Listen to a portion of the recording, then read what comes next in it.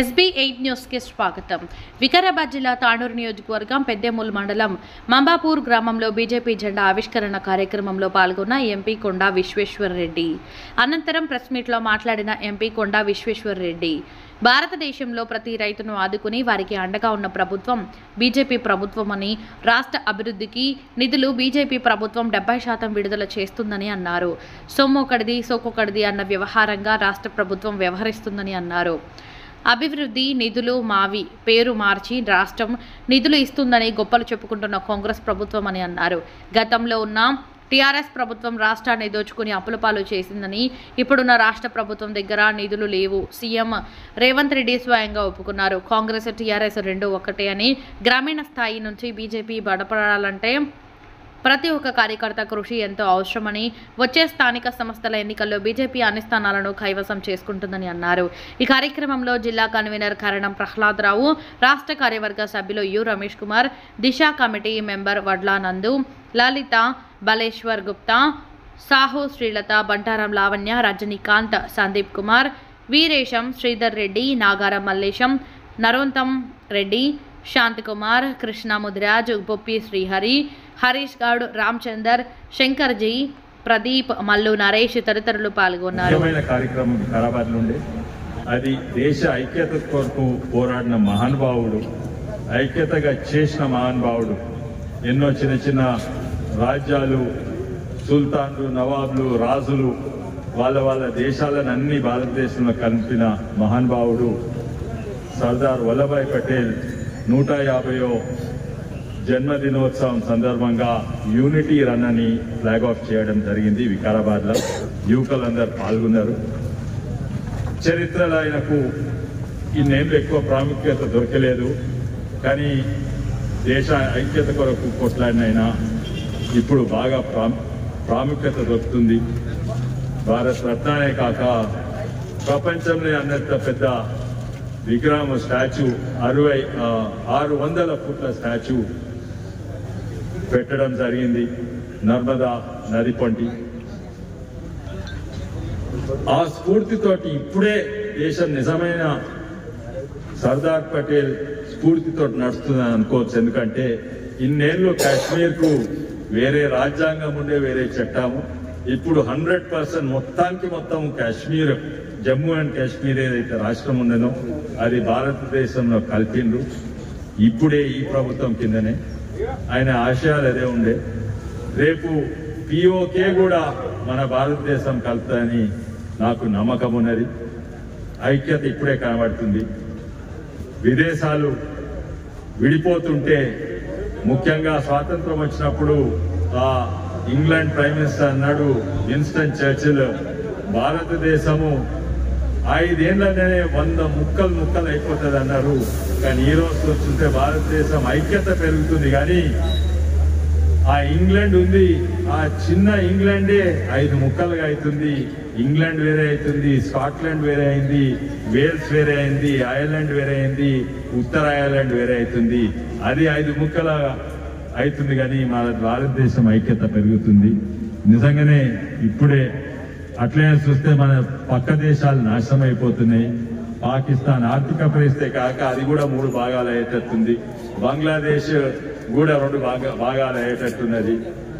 ఇవన్నీ కూడా ప్రపంచం మొత్తము అయోమయం అవుతుంటే ఒకటే ఒక వెలుగు కనబడుతుంది. ఆర్థికంగా అయినా, డెవలప్మెంట్ అయినా అది భారతదేశం అని. ఇప్పుడు భారతదేశము ప్రపంచవ్యాప్తంగా భారతీయుల మీద, మన దేశం మీద గౌరవం పెరుగుతుంది. ఈరోజు ఆ కార్యక్రమం అయిపోయినాక తాండూర్ మంబాపూర్కు రావడం జరిగింది. ఇక్కడ బీజేపీ జెండా ఆవిష్కరణ ప్రోగ్రాం ఉండే.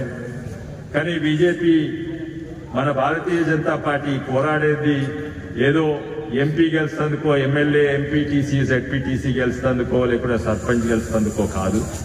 నిజంగానే ఈరోజు అవసరము, దేశానికి అవసరం అంటే బీజేపీ. మేము పోరాడేది కేవలం రాజకీయ నాయకుడి కొరకు కాదు, లేకుంటే మాకో పోస్ట్ వస్తుందో 10 వస్తుందో ఎలక్షన్స్ కొరకు కాదు. మేము పోరాడేది భారతదేశానికి కొరకు. ఇది దేశవ్యాప్తంగా ఎన్నో ఆరోపణలు పెట్టినా కూడా ఏంటంటే మేము మేము దేశానికి విరుద్ధంగా, కొన్ని మతాలకు విరుద్ధంగా, కొన్ని కులాలకు విరుద్ధంగా, మేము ఏ మతంకు ఏ కులంకు విరుద్ధం కాదు. మేము ఏకైక పార్టీ, భారతీయులందరూ కూడా ఒకటి ఉండాలని పోరాడేటోళ్ళు ఒకటే ఒకరు. ఓ మతాన్ని మెప్పించి ఇంకో మతాన్ని కిందికి నొక్కుడు మాది కాదు, అది వేరే పార్టీలది. ఇన్నేళ్ళు వాళ్ళని నడిచింది కానీ ఇప్పుడు నడవదు. భారతదేశం ఐక్యత కొరకు ఒకటే ఒక పార్టీ, భారతదేశం అభివృద్ధి కొరకు ఒకటే ఒక దిక్కు, అది బీజేపీ అని. ఒక కేవలము ఎంపీ గెలిస్తే అసలుకు నిధులన్నీ అక్కడి నుంచి వస్తాయి, కానీ ఇక్కడ పేరు మాత్రము సొమ్ముంది సోముకోండి అన్నట్టు మేము అక్కడ నిధులు పంపితే ఇక్కడ పేరు మార్చి మేమిచ్చినట్టుగా చూపెడతారు. మేము ఏది ఇచ్చినా కూడా అందరికి ఇస్తాము. మేము బియ్యం ఇచ్చినా, రోడ్లు ఇచ్చినా, ఏమిచ్చినా కూడా ప్రతి ఒక్కరికి ఇస్తాము.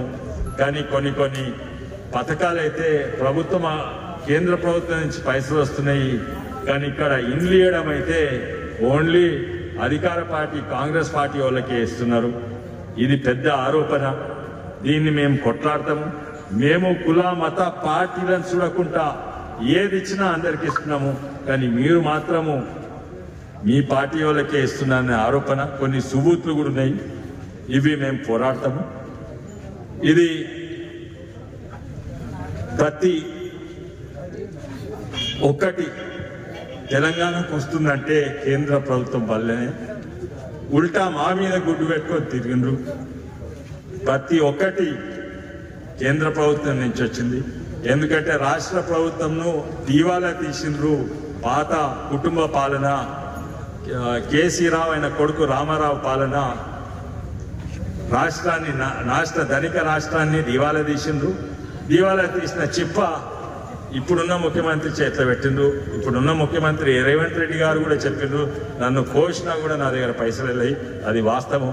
ఈ రోజు రైతాంగం ఆదుకుందంటే, ఈ రోజైనా అభివృద్ధి అవుతుందంటే, ఈ రోజు ఇక్కడి నుంచి వికారాబాద్ నుంచి తాండూరు రోడ్ అవుతుందంటే కేంద్ర ప్రభుత్వం నిధులే. ఈ రోజు నేషనల్ హైవే అంటుంటే కేంద్ర ప్రభుత్వం నిధులే. ఇంకా వేరే రోడ్లు ఇక్కడ అవుతున్నాయంటే అవన్నీ కూడా జిన్నారం నుంచి రోడ్డు పోతున్నది. ఇవన్నీ కూడా సెంట్రల్ రోడ్ ఫండ్స్. అదే కాక ఎంపీ ల్యాడ్స్ నుంచి అన్నిట్లో ఎక్కువ 200 రోడ్లు, సీసీ రోడ్లు నేను ఇచ్చినాను. ఇవి ఇంత అభివృద్ధి అయినా ఓ పథకం నుంచి రైతుల కన్నా లేకుంటే ప్రజల కన్నా లాభమవుతుందంటే కేంద్ర ప్రభుత్వం వల్లనే. రైతాంగాన్ని ప్రతి కుటుంబానికి ప్రతి ఏడాది ₹1,00,000 వరకు కేంద్ర ప్రభుత్వం నుంచి వస్తుంది. 35 లక్షల మంది రైతు కుటుంబాలు అఫీషియల్గా ఉంటే వాళ్ళకి 25 కోట్లు కొనుగోలు కొరకు, వరి కొనుగోలు కొరకు కేంద్ర ప్రభుత్వం నుంచి వస్తుంది. అయితే దాదాపు 70-80 వేలు ప్రతి ఏడాది యావరేజ్కి వస్తుంది. ఎందుకంటే అదేదో రైతులను ఆదుకుంటుందికే కానీ వాళ్ళకి ఏమి లాభం అయితే లేదు కేంద్ర ప్రభుత్వం దీనివల్ల. ఎందుకంటే మనము పండించేది 1,80,00,000 టన్నులు పండిస్తే మనకు అవసరం ఉన్నది కేవలము 40 లక్షల టన్నులే మనం తింటాము వరి. తక్కిందంతా ఎవరికి అవసరం లేదు. ఎందుకంటే ప్రతి రాష్ట్రంలో వరి ఎక్కువ పండిస్తున్నారు. అయినా కూడా ఆదుకుంటేందుకు 25,000 కోట్లు పెట్టి కొంటున్నది కేంద్ర ప్రభుత్వం. అట్లనే 6,000 రూపాయలు ఇస్తుంది. అట్లనే 2,300 రూపాయలు ఉన్న యూరియా 300 రూపాయలకి ఇస్తుంది. ఇవన్నీ లెక్క పెడితే కనీసము ₹1,00,000 ప్రతి కుటుంబానికి వచ్చేది. ఇది ఈరోజు తెలంగాణలో రైతు బతుకుతుందంటే అది కేంద్ర ప్రభుత్వం వల్లనే. అందుకే బీజేపీ పాత్ర రాష్ట్రంలో కూడా ఉండాలి. ఒక ఎంపీ అక్కడి నుంచి నిధులు తీసుకొస్తే సరిపోదు, ఇక్కడ అభివృద్ధి కూడా అందరికీ కావాలి. అందుకే వచ్చే ఎన్నికలలో కింద నుంచి గ్రామ స్థాయి నుంచి సర్పంచ్ల కాని, వార్డు మెంబర్లు సర్పంచ్ల కాడి నుంచి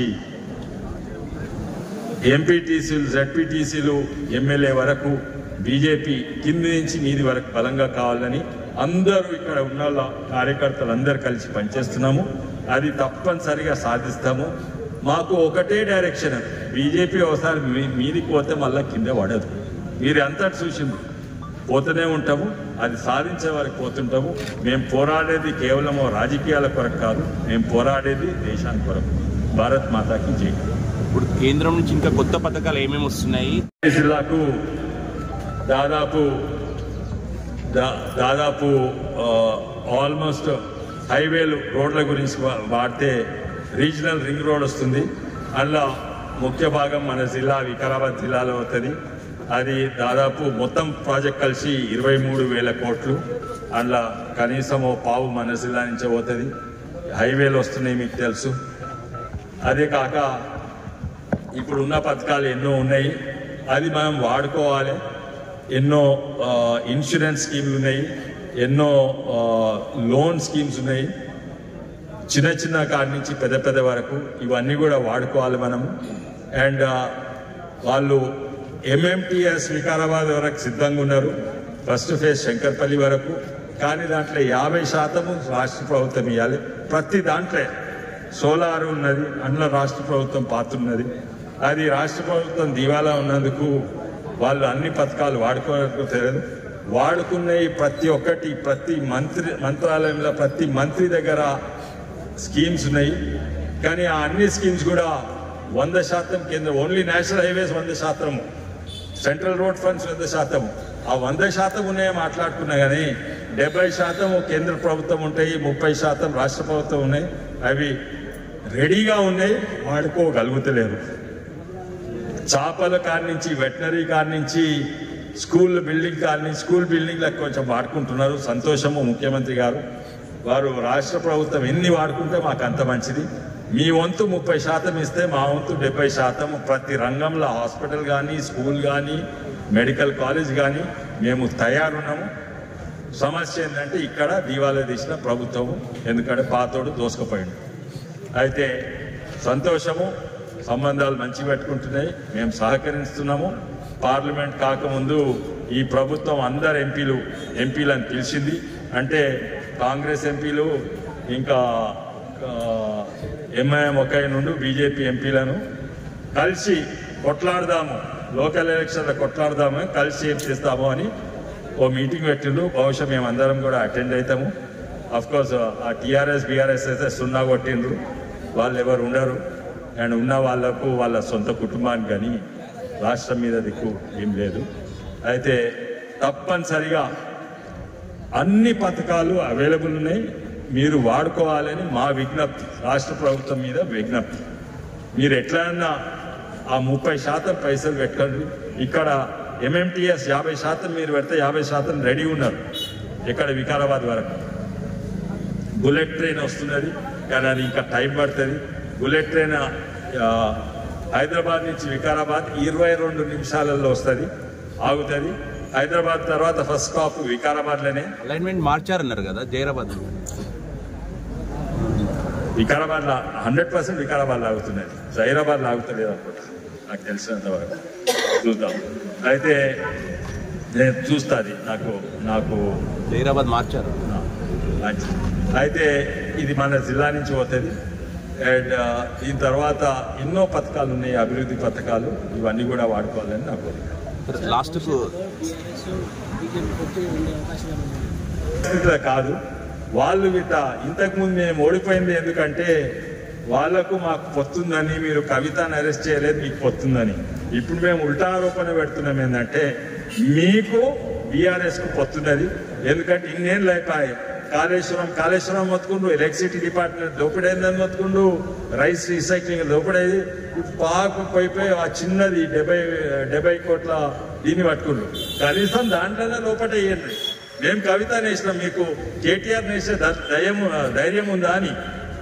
మీరు ఇన్నేళ్ళు మాట్లాడింది కదా 1,00,000 కోట్లు దోసుకున్నారని. ఎందుకేమి 2 ఏళ్ళు ఇప్పటివరకు ఎందుకు వేయలేదు? మీకు మున్గోడ్ల సూర్యనే చూస్తే మున్గోడ్లు ఇద్దరు కలిసి బీజేపీని ఓడగొడతానికి ప్రయత్నం చేసిండ్రు, సాధించిండ్రు కూడా. మున్గోడ్ల భారత్ జోడో యాత్రకు బస్ పంపింది TRS ప్రభుత్వం. భారత్ జోడో యాత్ర ఎవరు? రాహుల్ గాంధీ భారత్ జోడో యాత్రకు RTC బస్సులు కిరాయికి పంపించింది. నాటియా వేసినా ఇంకా సమాధానం రాలేదు. మీరు కాంగ్రెస్ TRS కలిసి ఉన్నారు, మీరు ఆ సమాధానం ఏంటి? ఎవరు RTCకి ఎవరు చెక్ ఇచ్చిండ్రు, ఎవరు పేమెంట్ చేసిండ్రు? కాంగ్రెస్ వాళ్ళు ఇచ్చిండ్రా రాహుల్ గాంధీ యాత్రకు? లేదు, TRS BRS వాళ్ళు ఇచ్చిండ్రు. వాళ్ళకు పొత్తున్నది. లాస్ట్ శీతాకాలంలో ఇప్పుడు మీరు ఏం ప్రస్తావించబోతున్నారు పార్లమెంట్ సమావేశాలు? పార్లమెంట్లో ఎన్నో బిల్స్ వస్తున్నాయి, ఈ లేబర్ లాస్ బిల్స్ వస్తున్నాయి. అదే కాక సెలెక్ట్ కమిటీలో దాదాపు 130 చట్టాలు ఉన్నాయి బ్రిటిష్ కాలం నుంచి. ఆ చట్టాలు ఎట్లున్నాయంటే ప్రభుత్వము ప్రజలను నమ్మొద్దు, దాన్ని ఉల్టా చేయాలి, మన ప్రభుత్వం మన ప్రజలను నమ్ముతుందని జన్ విశ్వాస్ బిల్లు వస్తుంది. దా సెలెక్ట్ కమిటీ మెంబర్లో కూడా నేను. అండ్ అందులో ఎన్నో చట్టాలు ఉదాహరణగా చిన్నవి ఉన్నాయి. జోకేది, నువ్వు జోకేది కరెక్ట్ లేకుండా చక్క పోయి నీకు జైలు వేస్తారు. కరెక్ట్ ఉన్నా కూడా అది సర్టిఫికేషన్ లేకుండే. అయితే ఇటువంటి ఎన్నో చట్టాలు ఉన్నాయి, వీటిని చక్కగా చేస్తారు. తర్వాత ఇది కూడా వచ్చే అవకాశం ఉంది. జ్యుడిషియల్ రిఫార్మ్స్ ఆడ మీరు చూసిండ్రు, ఒక జడ్జి ఇంట్లో పైసలు పట్టిండ్రు, ఆ జడ్జి గురించి ఆ ఇంపీచ్మెంట్ అది వచ్చే అవకాశం ఉంది. తర్వాత దీని గురించి కూడా చర్చలు అవుతుండొచ్చు, అది ఇంకా అజెండా రాలేదు. మన ఒకటే ఎలక్షన్స్ ఉండాలని. తర్వాత డీలిమిటేషన్ చర్చలు అవుతుండొచ్చు. ఇవన్నీ కూడా మాకు ఇంకా అజెండా మొత్తం రాలేదు, ఏ బిల్స్ వస్తాయో రాదు. ఇవన్నిటి కూడా చర్చలు అవుతాయి. అండ్ ఇదే కాక ప్రధానమంత్రి గారు ఇప్పుడు జిఎస్టీ మీద ఎంతో చర్చలు మొదలు పెట్టాలని, అయితే జిఎస్టీ మీద కూడా చర్చలు మొదలవుతుంది. ఎప్పుడు కూడా చరిత్రలు ఎప్పుడు కాలేదు, సగం కంటే ఎక్కువ ఏ దేశంలో చరిత్రలు కాలేదు యుద్ధం తర్వాత. ఆ జిఎస్టీని రివ్యూ అవుతుంది. ఇక పార్లమెంట్లో ప్రొసీడింగ్స్ అపోజిషన్ వాళ్ళు ఎన్నో ఆరోపణలు తెస్తారు, కానీ అపోజిషన్లో ఇప్పుడు చాలా వీకెండ్లు. అపోజిషన్ కూడా అంటే అపోజిషన్లో ముఖ్యంగా కాంగ్రెస్ ఎంపీలు కూడా ప్రధానమంత్రి మోడీ గారిని గౌరవిస్తుంది చాలా మటుకు. కొంతమంది ఆ ఎల్ఓపి చుట్టూ తిరిగిన వాళ్ళు తప్ప. ఇప్పుడు శశి థరూర్ కానీ మనీష్ తివారీ కానీ వీళ్ళందరూ కూడా మేము మంచి చేసేది మెచ్చుకుంటుంది నిర్ణయాల తర్వాత. అది అందరి కళ్ళు తెరిస్తే అది మంచిగా అని నా కోరిక. మెల్లమెల్లగా ప్రతిపక్షాలు కూడా కళ్ళు తెరుస్తున్నారు, దేశంలో అభివృద్ధి చూస్తున్నారు, మన విదేశాలకు పోతే మన గౌరవం చూస్తున్నారు.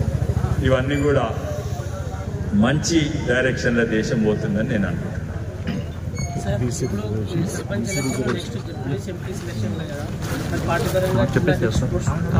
సొంతగా ఇది చేయాలి అది చేయాలి లీడర్షిప్ పోస్ట్ కాదది.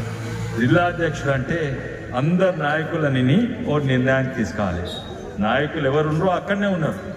ఇప్పుడు ప్రహ్లాద్ రావు గారు ఆ కన్వీనర్ పోస్ట్ ఉండ్రు, ఇంకా దాదాపు జిల్లా అధ్యక్షుడు అన్నట్టే అనుకుంటా. తను సీనియర్ నాయకుడు, అందరు కూడా తెలుసు పరిచయము. తనే ఇవన్నీ కోఆర్డినేట్ చేస్తారు. జిల్లా అధ్యక్షుని పోస్టు రేపో మాపో లేకుంటే 2 నెలల తర్వాతనో నెల తర్వాతనో చేస్తారు. దానికి ఎలక్షన్కు సంబంధం ఉండదు.